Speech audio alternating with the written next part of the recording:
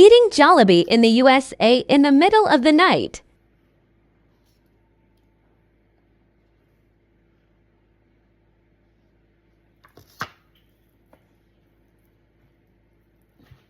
Kain tayo.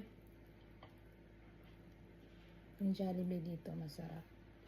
Okay lang siya. Pero mas masarap pa rin sa Pinas. Lalo na yung sauce. Dito, wala eh. Parang mas masarap talaga sa Pilipinas.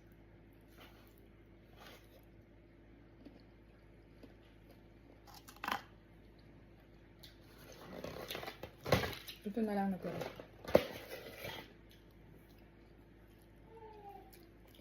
Kinain namin kanina. Birthday kasi ni Brian. Pa-birthday niya. Sakto. Tomorrow start na ang diet. Kaya, ubusin ko to.